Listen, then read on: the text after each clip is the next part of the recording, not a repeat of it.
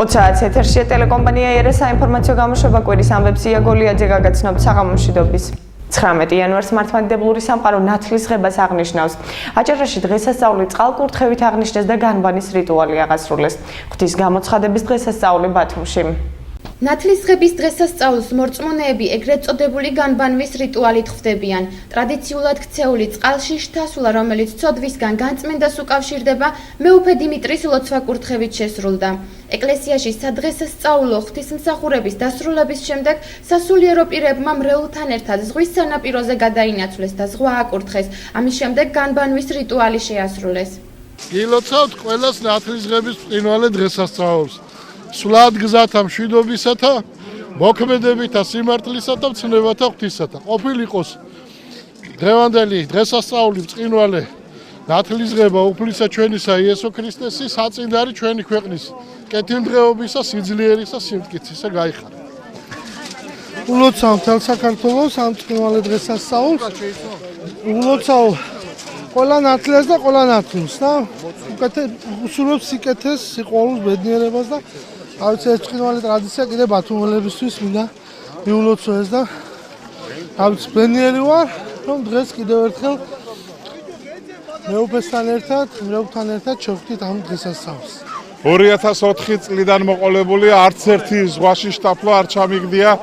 დღეს არის ნათლიღება, მინდა მიულოცო ყველას აქედან შავი ზღვის სანაპიროდან ყველას მინდა მიულოცო და ამ ზღვის, ამ ახალ ნაკურთხის ზღვის მადლი ეწეოდეს ყველას. ნათლისღების დღესასწაული 12 საუფლო დღესასწაულს შორის ერთ-ერთია. სხვაგვარად ღვთის გამოცხადების დღესასწაულსაც უწოდებენ. წმინდა სახარების თანახმად ამ დღეს იოანე ნათლისმცემელმა მდინარე იორდანეში იესო ქრისტე მონათლა. ქრისტეს ნათლისღებისას მასზე სული წმინდა მტრედის სახით გადმოვიდა და თავზე დაადგა, ხოლო ზეციდან ხმა გაისმა: "ესე არც ზე ჩემი საყვარელი, რომელიც მე სათნო ვიყავ." ყოველი წლის ამ დღეს მდინარე იორდანე აღმა იწყებს სვლას, როდესაც იერუსალიმის პატრიარქი მდინარეში ჯვარს სამჯერ გადააგდებს, როგორც ეს მოხდა უფლის მდინარეში ჩასვლის დროს. დღევანდელი დღე არის მნიშვნელოვანი, რამე თუ განცხადა ყოვლადწმინდა სამების სახე, ჩვენ ვიხილეთ ქრისტე ღმერთი შობილი ქალწულ მარიამისაგან, ვიხილეთ მტრედის სახით გადამოსული სულიწმინდა და ვისმინეთ ხმა ზეციდან, რომელიც გვეუბნებოდა, რომ ესე არც ზე ჩემი საყვარელი, მაგის ისმინეთ. ნათლისღება არის განწმენდა, განსპეტაკება, სოდვებისგან გათავისუფლება, ანუ ადამიანისეული და სხვა წინაპრების სოდვებისაგან განთავისუფლება, ამიტომ მნიშვნელოვანია სულისთვის სასარგებლოა, ცხონებისთვის მნიშვნელოვანია ადამიანის ცხონებისთვის და ნათლობა არის უნიშნელოვანესი, რამე თუ ის არის კარი მართლმადიდებელ სარწმუნოებაში შემავალი. ულოცავ თითოეულ ქართველს, საქართველოში მცხოვრებ ადამიანს და გისურვებთ სულიერ სიმხნევეს, ღმერთმა დაგლოცოთ და გაგახარეთ. ნათლისღების დღესასწაულზე ბათუმის ღვთისმშობლის შობის საკათედრო ტაძრის ეზოში საყოველთაო ნათლობაზე 170 ადამიანი გაქრისტიანდა. პირველი ნათლულია და ძალიან დიდი მნიშვნელობა აქვს ჩემთვის ამ დღეს ყოველთვის. ყველას ვუსურვებ, რომ ეს ბედნიერება განეცადოს, რაც თქვია ნათლია.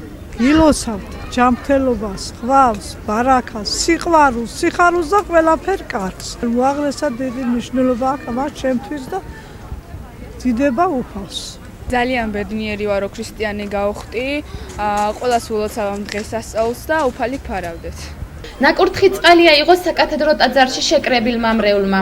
წყალი, რომელიც ყოველ მართლმადიდებლურ ტაძარში ეკურთხება, უფლის მიერ კურთხეული იორდანის მადლს იღებს და ჩვეულებრივი წყლისგან განსხვავებით არ იხრწნება. 477,000 ლარი-ის თანხა, რომელიც ბათუმის ავტოტრანსპორტმა 2012 წელს გაჩერებების მონტაჟისთვის გამოყო. 40 ერთეული მინის კონსტრუქცია ქალაქის ცენტრალურ ნაწილში განთავსდა. რატომ არ არიან მგზავრები კმაყოფილები? ნახეთ მუნიციპალური ტრანსპორტით მოსარგებლე მოქალაქეების პრეტენზიები და ბათუმის ავტოტრანსპორტის დირექტორის საპასუხო კომენტარი. ჩვენ ახლა გოგებაშვილის ქუჩაზე მდებარე ერთ-ერთ მოსაცდელთან ვიმყოფებით, რომლის ღირებულება 11,000 ლარს შეადგენს. მსგავსი მოსაცდელები ქალაქის ცენტრალურ ნაწილში, რუსთაველისა და გორგილაძის ქუჩებზეცაა განთავსებული. თუმცა პრობლემა არა მათ განთავსებასა და ღირებულებაში, არამედ მათ მდგომარეობაშია. მოსაცდელების უმეტესობა შესამჩნევადაა დაზიანებული. ეს პრობლემა განსაკუთრებით იმათ აწუხებთ, ვისაც მუნიციპალური ტრანსპორტის ლოდინი ბათუმისთვის დამახასიათებელ ნალექიან ამინდში უწევთ. მოქალაქეებს თითოეული მოსაცდელისთვის დახარჯული თანხა მიუღებლად მიაჩნიათ და ამბობენ, რომ აქ ლოდინი აუტანელია, რადგანაც გაჩერებების დიდი ნაწილი დაზიანებულია, რის გამოც წვიმა ჩადის. ნამდვილად მიუსადეგარია, წვიმა ჩამოდის, ქარი ქრის, შეუძლებელია გაჩერება. რა ქოლგა დაგიხურავს და რა სიმყუდროვეში დამდგარ ხარ. უფრო მოხერხებულად, კომფორტულად რომ გაკეთდეს ცოტა შედარებით, უფრო უკეთესი იქნება. მაგალითად, ქარმა რიქროლოს წვიმა არ ჩამოვიდეს. სკამიკერა საერთოდ შეუძლებელია დაждდომა. რკინის დასაждდომია. გაცივდება კაცი კი რა, ალბათ სურდოს აიკიდეს პირდაპირ. არა მოუხერხებელია ყველაფერი რა. ავტობუსებით მოსარგებლე მგზავრები ამბობენ, რომ დაზიანებული გაჩერებების რიცხვს დღითი დღე ახალი ემატება. მოქალაქეები მოსაცდელებს ვიზუალურად არ იწუნებენ, თუმცა აღნიშნავენ, რომ რკინის კამები არაკომფორტულია ზამთრის პერიოდში. ასწავლოკა კარგია, მართალია კი ბატონო, მაგრამ ზამთარში წვიმის დროს ქარი ქრის, ხალხი სველდება. კარგად არ არის რა, ესე იგი, როგორც ასეთი შეფუთული რა. შეფუთული რო იყოს, ისე კაცმა რო ასწავლოკაში მოიყუდროს. ავტობუსი რო დაელოდება მაგალითად წვიმა იქიდან აქიდან არ უნდა ისაგნას, არ უნდა აწვიმებდეს. ბევრი პრეტენზია ხალხისგან მსმენია, რომ კი შეხედულობით კარგია, მართალია. ლამაზია, მაგრამ როგორც ასეთი ასწავლოკა რომ მოიცადო და ამინდში კი ბატონო. წვიმაში მაგალითად იქიდან აქიდან ქარი ქრის. მე ახალგაზრდა ვარ და იმდენად შეიძლება თვალი დავხუჭო ეგეთ რაღაცაზე, მაგრამ როცა მოხუცია, როცა ბავშვით მოდის ადამიანი და აუცილებლად უნდა იყოს ეს. არ ვიცი ეს როგორ უნდა გააკეთოს ადამიანმა. მით უმეტეს როცა წვიმაში გამოდიხარ და რაღაცას გინდა მოეფარო და არაფერი არ არის. ეს ხომ საშინელებაა. ადგილობრივებს პასუხობს ბათუმის ავტოტრანსპორტის დირექტორი პაატა დუმბაძე, აღნიშნავს, რომ დაზიანებული მოსაცდელების შესაკეთებლად სამომავლო ტენდერი გამოცხადდება, რადგანაც კომპანია კომბიტექს, რომელიც ქალაქში მოსაცდელების დადგმის სამუშაოებს ახორციელებდა, მხოლოდ მათი მხრიდან გამოწვეული დაზიანებების აღმოფხრა ევალება. ქალაქის მოსაცდელებში კი საქმე ვანდალურ ფაქტებთან გვაქვს. ეს დაზიანებები არის ვანდალური ფაქტებისგან. მოსახლეობას მოუწოდებთ, რომ ესე ვთქვათ, ესეთი ფაქტებისგან თავი შეიკავონ. ეს ასე ვთქვათ პროცესი გაგრძელდება დაახლოებით ალბათ ერთ თვეში უკვე ეს გაჩერებები ალბათ ძირითადად დაკომპლექტებული იქნება და აღდგენილი იქნება ყველა ჩვენი შუშის მოსაცდელი. მინის 40 კონსტრუქციის დასადგმელად შეპესე ბათუმის ავტოტრანსპორტმა 2012 წელს 477.000 ლარი დახარჯა. ელექტრონულ ტენდერში გამარჯვებულმა კომპანია კომბიტეკმა ქალაქის კლიმატის შესაბამისი უცხოური მოდელი შეიმუშავა. 10 წლიანი გარანტიით ქალაქის ცენტრალურ ნაწილში ახალი მოსაცდელები განთავსდა, რომელთა უმეტესობა დღესდღეობით ასეთ მდგომარეობაშია. 1 გრამი ოქრო $2 გაძვირდა ბათუმის ეგრეთ წოდებულ ოქროს ბირჟაზე. უმაღლესი ხარისხის ოქროს გრამი $44 ღირს. მოვაჭრეები ამბობენ, რომ ძვირფასი თონზე ფასის ზრდა მომხმარებელთა შემცირება გამოიწვია. ოქროს გაძვირებას მსოფლიო ბაზარზე მიმდინარე ძირეულ ცვლილებებს უკავშირებენ. ნავთობზე ფასების ვარდნამ არასტაბილური სიტუაცია შექმნა, რამაც გავლენა ძვირფასი ლითონის ფასებზეც იქონია. ოქროს ფასის მასშტაბური მატება ბოლოს 2011 წელს დაფიქსირდა, როცა 1 გრამი ოქროს ფასი $48 შეადგენდა. მომხმარებელი საერთოდ არ არის ოქროზე გაჩერებულია, საერთოდ იშვიათად თუ შემოდის მომხმარებელი, აი უბრალოდ როდესაც კითხულობს ფას, ჯერ ისეც არ არის მყიდველი და ფას რო კითხულობს საერთოდ გარბის. ძალიან ძვირში გვიწევს რა ისეც ყიდვა, მაგრამ ვეღარც იმდენს ვერ ვამატებთ, რომ ადამიანს უთხრა და რაღაც $1 $9 განსხვავებით, აი ლარის კურსზე 5 ლარის, 10 ლარის დამატებით გვიწევს გაყიდვა. ძალიან ცუდი მდგომარეობა დღესდღეობით. დოლარის კურსის ასწევამ სტაბილურად ასწია ყველაფერი. ოქროს ფასები, რასაც ცუდ მდგომარეობაში ჩავაგდობს ყველა აბსოლუტურად. იგივე ფასებში ვყიდით ჩვენ, მაგრამ ვყიდულობთ უკვე ძვირად, იმიტომ რომ ოქროს კურსი გაიზარდა. იმდენად შეშფოთებულები ვართ, ოღონდ გავყიდოთ, უკვე მოგებაზე აღარ ვქნა.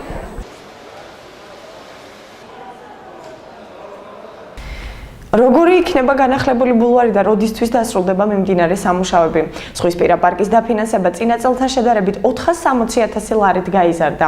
თანხის დიდი ნაწილი ინფრასტრუქტურულ პროექტებზე დაიხარჯება.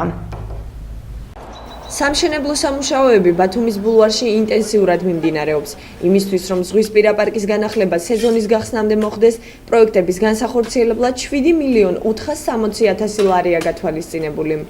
ბიუჯეტი არის 7.460.000, წინა წელთან შედარებით 460.000 ლარით არის გაზრდილი. ამ თანხიდან 1.100.000 არის საკუთარი შემოსავალი ბულვარის. დანარჩენი კი გაფინანსებს უკვე სახელმწიფო ბიუჯეტი. ბათუმის ბულვარის დირექტორი ამბობს, რომ გამოყოფილი თანხიდან 5.700.000 ლარი ინფრასტრუქტურული პროექტების განხორციელებაზე დაიხარჯება. ნინოშვილის ქუჩის გასწვრივ ასფალტის საფარი ფერადი გრანიტით შეიცვლება.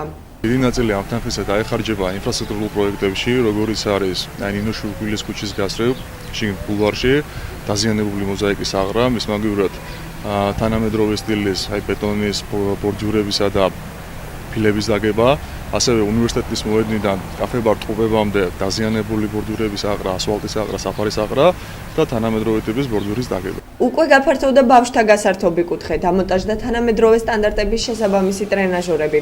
იგეგმება ახალი სკამების დამატებაც, რომლისთვისაც 150.000 ლარი გამოიყო. ინფრასტრუქტურის სამინისტრო ძველი და ახალი ბულვარის ნაპირ გამაგრებით სამუშაოებს განახორციელებს. მოხდება საკანალიზაციო სისტემის რეაბილიტაციაც. სიახლეა ისიც, რომ დაიდგმება სამგანყოფილებიანი ურნები. ბათუმი-თაუერის მიმდებარე ტერიტორიაზე კი შეზღუდული შესაძლებლობების მქონე პირებისთვის ადაპტირებული საპირფარეშო აიგება. იგეგმება ბათუმი-თაუერის უკანა მიმდებარე ტერიტორიაზე შეზღუდული შესაძლებლობების მქონე პირთა ადაპტირებული საპირფარეშო. ქალაქში არ აქვს ესეთი რაღაცა, პირველი იქნება ბულვარის ტერიტორიაზე. გავაფართოვეთ ბავშვთა კუთხე, დავამონტაჟეთ ახალი ტრენაჟორები მთლიან ბულვარის ტერიტორიაზე და გავაკეთეთ ყველაფერს იმისათვის, რომ ჩვენი მოქალაქეები აყოფილი დარჩენ. გამოყოფილი არის დაახლოებით 150.000 ლარამდე, რომ შევიზნოთ ახალი ტიპის სკამები.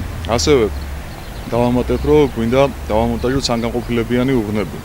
ანუ როგორც შეესაბამება ბულვარს, ეს არის ევროპული ტიპის ესე ვთქვათ ურნები, სადაც ჩაიყრება ვთქვათ პლასტიკის ბოთლი ცალკე, აი შუშა და ტარა ცალკე ჩაიყრება და საყოფაცხოვრებო ნარჩენი სხვა ურნად ჩავაგდება.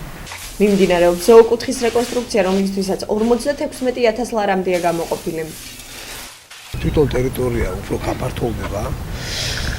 ტერიტორიაზე განთავსებული ძველი საბუდრები შეიცვლება ახლით. თუთიყუშების ვოლიერები იცვლება და კეთდება თანამედროვე სტილზე, რომელიც იქნება შემინული და შიგ იქნება გათბობა. წყალმცურავებისთვის კეთდება ტბის მოპირკეთება. პლუს ამას იქნება აი ცოტა იქეთ არის განთავსებული ჩვენი ფარშევანგები და ციცრები. ციცრებისთვის და ფარშევანგებისთვის კეთდება უფრო დიდი ვოლიერი, რომელიც იქნება შემინული და ზამთარში არ ექნებათ მათ პრობლემა ფრინველებს. ეს ადგილი თავისებურად ბათუმისთვის და ყველა ჩამოსვლისთვის ისეთი შესანიშნავი ადგილია. ამიტომ ვაპირებთ მის კეთილ მოწყობას. დაფინანსება წინა წელთან შედარებით 460.000 ლარით გაიზარდა. ბათუმის ბულვარის ადმინისტრაცია მიმდინარე სამუშაოების 80%-ის დასრულებას ზაფხულის საკურორტო სეზონის დაწყებამდე გეგმავს. იური ვაზეგაშვილის გარდაცვალებაშვილის საფლავთან დატრიალებული ტრაგედია მომხდარ საქართველოს სხვადასხვა ქალაქებში აქციებით გამოიხმაურნენ, მათ შორის ბათუმშიც. საკუთარი შვილის საფლავზე დაღუპული იური ვაზაგაშვილის ოჯახის მიმართ სოლიდარობის გამოცხადებას უკავშირდება ევროპის მოედანზე ხალხმრავლობა. დანაშაულის უსწრაფეს ვადებში გამოძიება და დამნაშავეთა ობიექტური დასჯა, სამართლიანობის აღდგენა. ამ გზავნილით გაერთიანდნენ ევროპის მოედანზე იურისტები, უმაღლესი საბჭოს წევრები, მერიის წარმომადგენლები და ბათუმის რიგითი მოქალაქეები. ახალგაზრდები ბათუმში მოუწოდეთ მთავრობას, რომ დროზე ადრე მოახდინოს რეაგირება, დროზე გამოიძიოს საქმე ამ დანაშაული, ჩვენ ამ დანაშაულს ვაბრალეთ ნაციონალურ მოძრაობას, იმიტომ რომ ეს ქვეყანა ჩალით არ არის დაფარული და ლოგიკურად რომ იმჟელო, ყველაფერი პირდაპირ მიდის წინა რეჟიმზე, ნაციონალურ მოძრაობაზე და შემდეგ ჩვენ არა მარტო იმისთვის რომ ეს მოთხოვნა გავახმაუროთ, იმიტომ გამოვდივართ რომ ოჯახს დაუდგეთ მორალურად გვერდით. პირველ რიგში აჭარის მოსახლეობა, ბათუმის კუთხე, ახალგაზრდები და საზოგადოება მაწუხარებას გამოხატავს გარდაცვლის ოჯახს. და მიუმართავთ ხელისუფლებას. სანამ არ გამოიძიებს და არ დადებს კონკრეტულ ფაქტებს მკვლელობასთან დაკავშირებით, ჩვენ პერმანენტულ აქციებს გავმართავთ. მიუხედავად იმისა, რომ არაერთი წლის განმავლობაში ჩვენ ხელისუფლებას უკვე მეორე წელია ვეუბნებოდით და ვახსენებდით იმ ფაქტებს, უდანაშაულო ადამიანების მკვლელობებს, ხელისუფლებამ ყურადღებას არ იღო ეს ფაქტი და იმ მკვლელობებს დაუმატა ერთი მკვლელობა, რომელიც მე ვფიქრობ ესე რომ გამოუძლებელი დარჩება, რადგან დღემდე არ არის გამოძიებული სხვა მნიშვნელოვანი კიდე ტრაგედიები. შესაბამისად, ჩვენ საზოგადოება არა მარტო ბათუმში, არამედ მთელი საქართველოს მასშტაბით გავერთიანდებით და ვეტყვით არა ძალადობას, არა ხელისუფლებას, რომელიც ვერ ახერხებს უზრუნველყოს დაცვა თავისი მოქალაქეების. ადამიანს სასაფლაოზე მისვლასაც უნდა ეშინოდეს, რომ იქ რამე არ იყოს მოწყობილი და არავითარ შემთხვევაში პოლიტიკური დივიდენდების დაწერა. აქ პოლიტიკოსებმა პოლიტიკური განცხადებები არ უნდა აკეთოს. აქ არის გულისტკივილი ქვეყნისა და ერის გულისტკივილია და თუ ამ ქვეყნისა და ერის გულისტკივილის ირგვლივ გავერთიანდებით, ყველა ადამიანი უნდა გამოვიდეს და ასე ჯიხურებს უკან ამოფარებულები არ უნდა ვიყოთ. ეს არის ჩემი პოზიცია, როგორც ერთი ქართველი ადამიანისა, ბათუმელი კაცისა. არა, მე ვფიქრობ, ჩვენი კოლეგები კიდე მოვლენ პრობლემას ამაშავს ხომ? თავარი არის, რომ მე ვუერთები მოსახლეობის მოთხოვნას, რომ რაც შეიძლება უმოკლეს ვადაში უნდა იქნას გამოძიებული ეს საქმე, უნდა გაიცეს ყველა კითხვის პასუხი. რაც შეიძლება უმოკლეს ვადაში. ამას ჩვენ პრემიერთანაც გვექნება უშუალო კავშირი და იმასაც ვეთქვით, მაგრამ დღეს აქ დგას ჩვენი ქალაქის მოსახლეობა და მე უნდა ვიდგე აქ ფიქრობ. აქციაზე მყოფთა განცხადებით მომხდარი ერის ტრაგედიაა. გახმაურებულ დანაშაულთა გამოუძიებლობამ გამოიწვია კიდევ ერთი შემზარავი ფაქტი. რამოდენიმე საქმეც და მკვლელობა მოხდა რამოდენიმე თვის წინ, კიზმარიშვილის მკვლელობა არ არის გამოძიებული. წინა ხელისუფლების პერიოდში, რომელიც ადამიანებს ქუჩაში ხვდებდნენ, არ არის გამოძიებული და ვფიქრობ, ეს არის ერთადერთი მიზეზი, რის გამოც ის კრიმინალები, რომლებიც ასრულებდნენ ვანო მერაბიშვილის დანაშაულ დავალებებს, არიან თანამონაწილეები, რჩებიან თვითონ ამ გამოძიების და საერთოდ ზოგადად ამ ძალოვნებ სტრუქტურებში ინარჩუნებენ და იკავებენ მაღალ თანამდებობებს და ამიტომ მგონია და უბრალოდ დარწმუნებული ვარ, რომ ეს საქმე იქნება გამოუძიებელი. ეს არის ძალიან დიდი სირცხვილი, ეს არის შემზარავი ფაქტი, რაც საქართველოში განხორციელდა და ეს არის ერთგვარი ტერორისტული აქტი. ადამიანი, რომელიც თავისი შვილის სასაფლაოზე მივიდა, ააფეთქეს. ამაზე ცუდი, ამაზე მეტი არ შეიძლება რომ მოხდეს და წარმოუდგენელიც არის.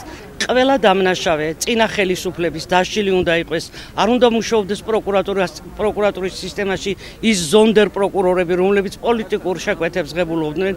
ამიტომ ჭიანურდება გამოძიება და მოვითხოვ ხელისუფლებისგან უსწრაფესად მოხდეს გამოძიება, აღიკვეთოს ასეთი ვანდალიზმი და დაისაჯოს ყველა დამნაშავე კანონმა იკანონოს. იური ვაზაგაშვილი 20 იანვარს კასპის რაიონის სოფელ ყარაფილაში საკუთარი შვილის საფლავთან აფეთქებას ემსხვერპლა. მომხდარის შესახებ სხვადასხვა ვერსიას განიხილავდნენ. გამოირიცხა თვითმკვლელობა. პროკურატურამ ფაქტზე გამოძიება სისხლის სამართლის კოდექსის 119 მუხლით დაიწყო, რაც გულისხმობს განზრახ მკვლელობას და მამძიმებელ გარემოებაში. იური ვაზაგაშვილის შვილის ზურაბ ვაზაგაშვილის და ალექსანდრე ხუბილოვის მკვლელობის ფაქტის ხელახალ გამოძიებას ითხოვდა.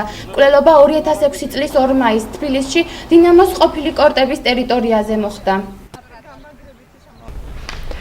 ქვეყანაში განუკითხაობაა ბოლოდროინდელ მოვლენებზე დროული რეაგირება პროკურატურამ და შინაგან საქმეთა სამინისტრომ უნდა მოახდინოს. ეს განცხადება ერთიანი ნაციონალური მოძრაობის წევრმა ომარ მეგრელიძემ სპეციალურად გამართულ ბრიფინგზე გააკეთა. მანქანების აფეთქებები, ტექნიკის საწყობის დაწვა, პოლიციელისა და ბიზნესის მკვლელობა. ნაციონალური მოძრაობის წევრმა ჩამონათვალი ბათუმის განგსტერული ქრონიკის სახელწოდები წარმოადგინა. მეგრელიძის თქმით, ბოლო 2 წლის მანძილზე ბათუმში 13 მოქალაქე მოკლეს. გამოვთქვამ საზოგადოების, როგორც ბათუმის, ასევე აჭარის მოსახლეობის შეშფოთებას იმასთან დაკავშირებით, რაც ხდება ბოლო პერიოდში ჩვენს კუთხეში კრიმინალთან დაკავშირებით. მოგეხსენებათ, ბოლო 2 წლის განმავლობაში ძალიან მკვეთრად იჩინა თავი კრიმინალმა და სამწუხაროდ არც ერთზე არ არის პასუხი გაცემული. გვახსოვს ყველას ერთად დიასამიძის ბავშვის უგზობლოდ გაქრობა, რომელიც დღემდე გამოუძიებელია და არავითარი პასუხი არ არის გაცემული ამასთან დაკავშირებით. გვახსოვს ბიზნესმენის დაღუპვა საკუთარ ოჯახში, გვახსოვს უახლოეს დღეებში ერთი კვირის განმავლობაში ერთმანეთის მსგავსი 2 დანაშაული დაუწვეს ბიზნესმენის ფარცხანიას მანქანა, გუშინ კიდე დაუწვეს მანჯავიძეს მანქანა, მაგრამ მე და საზოგადოებამ ვერ დავინახეთ, ვინმე ამით დაინტერესებული იყოს და საზოგადოებისთვის განმარტება გაეკეთებინოს.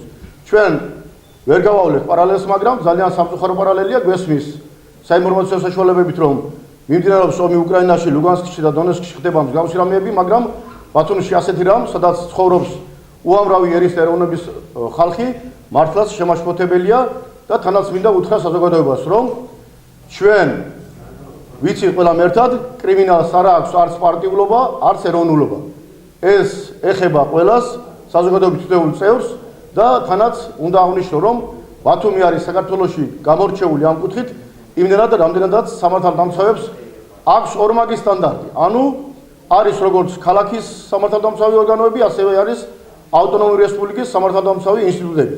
აქვს იმის საშუალებები, ჩვენ როცა წავედი ხელისუფლებიდან, დავტოვეთ მთლიანად ქალაქი აღჭურვილი იმ ვიდეო საშუალებებით, რომლითაც შეიძლება მართლაც ძალიან იოლად გაიხსნას ესათვის დანაშაული, მაგრამ სამწუხაროდ ამას ვერ ხედავთ. ეს არ არის 90-იან წლები, უკან ვერ დაუბრუნდებით, მაგრამ კიდევ ერთხელ გამოვხატავ ჩემი ხალხის, ჩემი საზოგადოების შეშფოთებას და მოუწოდებ ყველას, რომ თითოეულ საგირს გაეცეს სათანადო და კონკრეტული პასუხი. განათლების სამინისტროს ახალი პროექტი ექსკურსია თეატრში. სკოლის მოსწავლეებს საშუალება მიეცემათ უფრო ახლოდან გაეცნონ თეატრის სპეციფიკას. საქართველოს განათლებისა და მეცნიერების სამინისტროს მხარდაჭერით კულტურისა და ძეგლთა დაცვის სამინისტრო იწყებს მასშტაბურ პროექტს სკოლის მოსწავლეებისათვის ექსკურსია თეატრებში, რომლის მიზანიც სკოლის მოსწავლეებისათვის თეატრალური ხელოვნებით დაინტერესება. პროექტის ფარგლებში საქართველოს მასშტაბით ყველა სკოლის მოსწავლეს საშუალება ექნება ესტუმროს სასურველ თეატრს და დაათვალიეროს სცენა, საგრიმიორო კულისები, ხმის რეჟისორის და განმანათებლის ოთახები, აგრეთვე დეკორაცია, თეატრალური კოსტიუმები. სკოლის მოსწავლეები გაიცნობიან თეატრის არქივს და ისტორიას, დაესწრებიან რეპეტიციას, პირადად შეხვდებიან თეატრის რეჟისორებსა და მსახიობებს. სპექტაკლზე დასაცრებად კი ისარგებლებენ 50%-იანი ფასდაკლებით. თეატრის კომპონენტი მიუხედავად იმისა, რომ სკოლაში არსებობდა, მაგრამ მხოლოდ შემოიფარგლებოდა იმითი, რომ მოსწავლეები მიდიოდნენ ექსკურსიის ფარგლებში და ესწრებოდნენ სპექტაკლებს, ახლა ჩვენ ვცვლით მიდგომას, ჩვენ ვაინტერესებთ მათ თეატრალური ცხოვრებით, მსახიობის ცხოვრებით, იქ ტექნიკური ჯგუფის ცხოვრებით და ძალიან მნიშვნელოვანია ჩვენთვის იმ თვალსაზრისით, რომ ჩვენ სკოლაში პროფესიულ პროფორიენტაციას და კარიერის დაგეგმას ვახორციელებთ. შესაბამისად, თუ ინტერესი გაიღვიძებს ასეთი სპეციალობების და ასეთი მიმართულებების მხრივ, ეს იქნება მისასალმებელი, იმიტომ რომ სახელმწიფო შემდეგ უკვე შეუძლია რომ შესთავაზოს პოტენციურ სტუდენტებს და აბიტურიენტებს განათლება როგორც პროფესიული განათლების დონეზე, ასევე უმაღლესი განათლების დონეზე. ვფიქრობ, ეს ბავშვებისთვის ძალიან საინტერესო იქნება, იმიტომ რომ ცხადია ბავშვებს აინტერესებთ ის, რაც არდევს, ასე ვთქვათ, ზედაპირზე და გარკვეული იდუმალებით არის მოცული, რასაც ჩვეულებრივად მაყურებელი ვერ ხედავს ხოლმე. პირველ ეტაპზე ერთვება კულტურისა და ძეგლთა დაცვის სამინისტროს დაქვემდებარებაში მყოფი 11 თეატრი. ეტაპობრივად წლის ბოლომდე პროექტში საქართველოს ყველა თეატრი ჩაერთვება. შოთა რუსთაველის უნივერსიტეტის რექტორმა ჯანმრთელობის მდგომარეობის გამო უფლებამოსილების ვადის შემცირება მოითხოვა. აკადემიურმა საბჭოს წევრებმა პროფესორ ალიოშა ბაკურიძის განცხადება უკვე განიხილეს. გადაწყვეტილების თანახმად რექტორის უფლებამოსილება განისაზღვრა 2015 წლის 16 მარტამდე.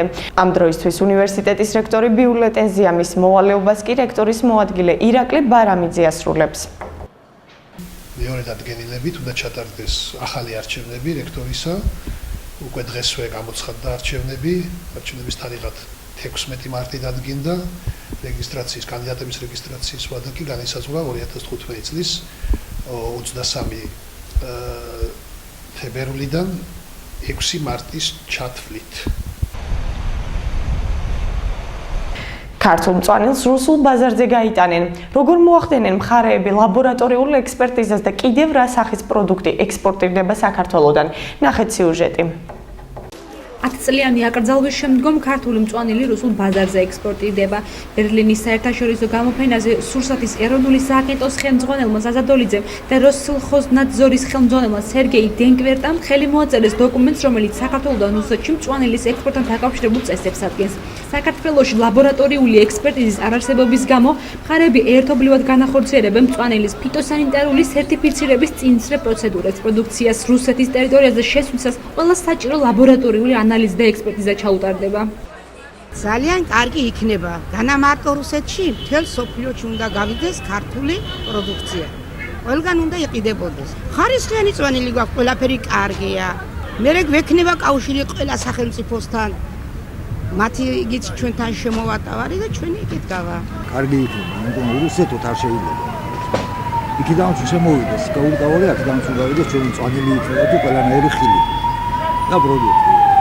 ბაზარზე უნდა გავიდეს საერთოდ მწვანილი კი არა ყველაფერი უნდა გავიდეს ამიტომ რომ ქვეყანა მიარსებოს ქვეყანა რო ძლიერი იყოს უნდა გქონდეს ნაწარმი ისეთი რომ გავიდეს საზღვარგარეთ მაგრამ რუსულ ბაზარზე რამდენად მისასალმებელია ამას ვერ გეტყვით იმიტომ რომ ამ ხელა ქვეყნები და გვაკარგია რუსეთმა და დღეს ჩვენ მოემსახუროთ ჩვენი პროდუქტით ეს რაღაც არ მომწონს მე ვთვლი რომ სანამ არ დარეგულირდება ჩვენ შორის ყველაფერი მანამდე ჩვენი პროდუქტი რუსულმა ბაზარმა არ უნდა ისარგებლოს თუ კი ამერიკამ უარი უთხრა ბევრ ამაზე ჩვენ რატო არ ვეუბნებით უარს როცა ჩვენზეა ეს დამოკიდებული შეხვედრაზე საქართველოსთან სხვა სახის სასოფლო სამეურნეო პროდუქციის თევზის თაფლის მზეს მზირდის ექსპორტირების შესაძლებლობაზეც ისაუბრეს შინაგან საქმეთა სამინისტრომ ქრთამის აღების ფაქტზე კიდევ ერთი პირი დააკავა.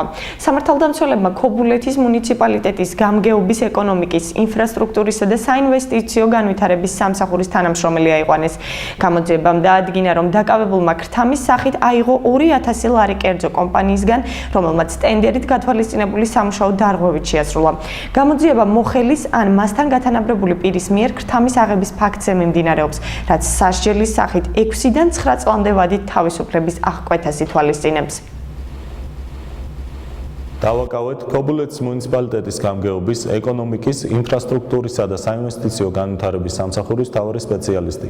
აღნიშნულმა პირმა სამსახურებრივი უფლება-მოვალეობების შესრულებისას კერძო კომპანიის წარმომადგენელს ტენდერით გათვალისწინებული სამუშაოს დარღვევით შესრულების შემდეგ კომპანიის შავსიაში შეუყვანლობისა და მომავალში შესრულებელი სამუშაოების მუნიციპალიტეტისთვის უპრობლემო ჩაბარებაში დახმარების საანცვლოდ ქრთამის სახით მოსთხოვა და გამოართვა 2000 ლარი. გამოძიება მოხელის მიერ ქრთამის აღების ფაქტზე მიმდინარეობს. შინაგან საქმეთა სამინისტრომ 50 აბი ექსტაზია მოიღო. შინაგან საქმეთა სამინისტროს აჭარის მთავარი სამმართველოს თანამშრომლობა თურქეთის მოქალაქე აეროპორტის გზატკეცილზე დააკავეს. მას ბრალად ედება დიდი ოდენობით ნარკოტიკული საშუალების უკანონო შეძენა, შენახვა და საქართველოში უკანონო ჩემოტანა. დაკავებულის პირადი ჩხრეკისას ამოღებული ექსტაზის საერთო წონა ექსპერტიზის დასკვნით 15 გრამამდეა. ბათუმში აეროპორტის გზატკეცილზე თურქეთის რესპუბლიკის მოქალაქე დავაკავეთ, რომლის პირადი ჩხრეკისას 50 აბი ნარკოტიკული საშუალება ექსტაზი და გამომშრალი მარიხუანა ამოვიღეთ. გამოძიება დიდი ოდენობით ნარკოტიკული საშუალების უკანონო შეძენა შენახვისა და საქართველოში დიდი ოდენობით ნარკოტიკული საშუალების უკანონო შემოტანის ფაქტზე მიმდინარეობს. ბათუმში გენდერული თანასწორობის კლუბი დაფუძნდა, რომლის მიზანი წარმატებული და ლიდერი ქალების მომზადება იქნება. პრეზენტაცია დემოკრატიული ჩართულობის ცენტრში გაიმართა. კლუბის შემადგენლობაში გენდერული თანასწორობის ქსელის წევრები არიან. შეკრებილებმა მიმდინარე პროექტები განეხილეს და კოდირების მექანიზმებზე საკანონმდებლო ინიციატივა წარმოადგინეს, რომელიც განსახილველად პარლამენტს გადაეგზავნება. გენდერული თანასწორობის კლუბი 2016 წლის არჩევნებში აქტიურად ჩაებმება. ჩვენ გვაქვს საკანონმდებლო ინიციატივა მომზადებული კვოტირების მექანიზმებზე, ჩვენ გვინდა რომ ეს წარუდგინოთ პარლამენტს, ახლა მიდის სწორედ მუშაობა ლობირება ამ საკითხის, ჩვენ შეხვედრები გვაქვს პარლამენტში, ჩვენ გვჭირდება მხარდაჭერა იმისთვის, რომ ქალები მოვიდნენ პოლიტიკაში. სასიამოვნოა, რომ გორის შემდეგ პირველი ქალაქი იყო ბათუმი, სადაც ამ კლუბმა დაიწყო ფუნქციონირება და ყველაზე უფრო სასიხარულოა ის, რომ თებერვალში იგეგმება 2 გასვლითი შეხვედრა ხელვაჩაურისა და ქობულეთის მუნიციპალიტეტებში, სადაც ანალოგიური კლუბები ამოქმედება. რა თქმა უნდა, კლუბები მოიცავს მთლიანად რეგიონს, მივდივართ არჩევნებისკენ, გვჭირდება მეტი ქალი, მეტი ლიდერი ქალი, მეტი წარმატებული ქალი და სწორედ ამისთვის ერთიანი ბაზის განსამტკიცებლად მუშაობთ ქალების წარმოსაჩენად. რატი ჩიბურდანიძე ჩვენს ყოველკვირეულ რუბრიკაში ბათუმელი. ნინო სულუხიას ინტერვიუ კვირის ამბებში. რამდენად საპასუხისმგებლად ყოფს ბათუმი? საერთოდ ბათუმი რასაკვირველია თავისი სილამაზით ყოველთვის გამოირჩეოდა და როგორც ჩემთვის ცნობილია, ეს ქალაქი მოწონს ყველას, სტუმარსაც და ადგილობრივსაც. მე პირადად საკმაოდ მტკივნეულად განვიზდი იმ ურბანისტულ პროცესებს, რომლებიც ბათუმში ახლა მიმდინარეობს. ეს არის ალბათ ჩემის აზრით ცოტა დაუხვეწავი და უსისტემოც კი ეს არქიტექტურული ახალი მშენებლობები, რომლებიც ხორციელდება ქალაქის ცენტრშიც, ძველ ქალაქშიც, ასე ვთქვათ. და მე ვთვლი, რომ ეს არის საკმაოდ რთული ამოცანა და ისეთი საკითხი, რომელიც საჭიროებს ძალიან სერიოზულ კონტროლს. ხანდახან ვფიქრობ, რომ ამდენი მრავალსართულიანი სახლი თავმოყრილი რაღაც კონცენტრირებული ერთ პატარა ადგილას არის გადამეტებული, მაგალითად, სადაც წრიული მოძრაობა აღმაშენებლის ქუჩის აი გზაგასაყარზე, ამას წინა ჩამოვიარე მანქანით და ცა ვერ დავინახე, შეიძლება ასე ვთქვათ. უზარმაზარი სახლები ერთ პატარა წრიულ რაღაც მონაკვეთზე არის წამოჭიმული და რაღაცნაირად ქვის ჯუნგლებს მაგონებს ეს ყველაფერი და ვთვლი, რომ ბათუმი თავის ხიბლს ამით კარგავს. ეს იმას არ ნიშნავს, სასაკვირველია, რომ ქალაქი არ უნდა განვითარდეს, არ უნდა გაიზარდოს, მაგრამ ეს უნდა იყოს ძალიან კონტროლირებული. და მე ვფიქრობ, რომ ეს ძალიან სერიოზული საკითხია საერთოდ, არა მარტო ბათუმისთვის, ზოგადად თბილისისთვისაც და ყველა ქალაქისთვის. კონკრეტულად მე ვისურვებდი, რომ ბათუმი იყოს სუფთა ქალაქი. ბათუმში უნდა იყოს აუცილებლად ძალიან ბევრი მწვანე ზონა, პარკი, დასასვენებელი ადგილი. მინდა გითხრათ, რომ ეს განსაკუთრებით ეხა ბულვარს და პიონერთა პარკს რო თავი დავანებოთ, ფაქტიურად ჩათვალეთ, რომ ქალაქში სხვა ესეთი მწვანე ზონა ფაქტიურად არ არსებობს. ეს უნდა იყოს ძალიან ბევრ ადგილას. იმისა და ისევ სახლებს დაუბრუნდები. შეიძლება პატარა ადგილი გამოიძებნოს და ყველგან სახლი არ აშენდეს. სადღაც შეიძლება ხეები და ბუჩქებიც დაირგას ალბათ, რომ უკეთესი გარემო იყოს ქალაქში შენარჩუნებული. ბათუმი გამოირჩეოდა ყოველთვის თავისი სიმშვიდით. თვითონ მისი განლაგება, არქიტექტურული დაგეგმარება თავიდანვე, როცა ბათუმი დაარსდა როგორც ქალაქი, წარმოადგენდა იმდენად გეგმაზომიერად, გონივრულად გათვლილ გარემოს, რომ ადამიანი როცა დადიოდა ქუჩებში, ის არასდროს არ იღლებოდა, რასაც ვერ ვიტყვით ახლა, რასაკვირველია და მე მაინც ვისურვებდი, რომ ეს თავისი სიმშვიდე, სიწყნარე და ინტიმურობა ამ მართლა ძალიან ლამაზმა ქალაქმა აუცილებლად უნდა დაიბრუნოს და ეს ალბათ სწორედ ასეთ შემთხვევაში იქნება შესაძლებელი. მეტი მწვანე ზონა, ნაკლები მაღალსართულიანი სახლი, ყველაფერი უნდა იყოს გათვლილი გეგმაზომიერად. თუ არის რაიმე ბათუმში დღეს ისეთი, რაც უკვე აღარ არის და კენატრება. საერთოდ ყველაფერი ენატრება ადამიანს, მისი გამოცხოვრებას, როცა გადახედავს, ჩემი ბავშვობის ბათუმი სხვანაირი იყო.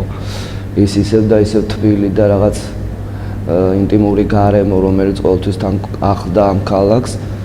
რა ვიცი, ქალაქი რასაკვირველია უნდა განვითარდეს, მაგრამ ყველაფერი უნდა იყოს ძალიან სწორად გაკეთებული. ისე რომ შემდეგ ისეთი გამოუსწორებელი შეცდომები, რომლებიც ბევრი გაკეთდა სხვათა შორის ამ ქალაქში და მე ზოგადად როგორც ბათუმელი ვიტყვი, აი მე მაგალითად მიმაჩნია, რომ ყოფილი ფოსტის შენობის აი ესე დღეში ჩაგდება იყო დანაშაული. არ ვიცი ეს ვინ გააკეთა, არც მაინტერესებს.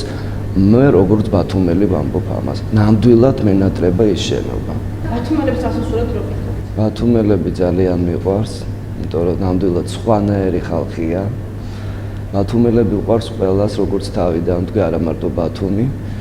ყოველთვის გამოირჩეოდნენ თავიანთი გახსნილობით, გულღიაობით, სტუმართმასპინძლობით და ეს ყოველთვის ჰქონდა ბათუმელს ნამდვილად და უსურვებ ყველას ჯანმრთელობას. კარგ ქალაქში, ნორმალურ, სუფთა, კულტურულ, ევროპულ ქალაქში ცხოვრებას. ეს იყო კვირის ამბები და მე მისი წამყვანი იაგოლიაძე, მე მომავალ კვირამდე გემშვიდობებით ნახვამდის.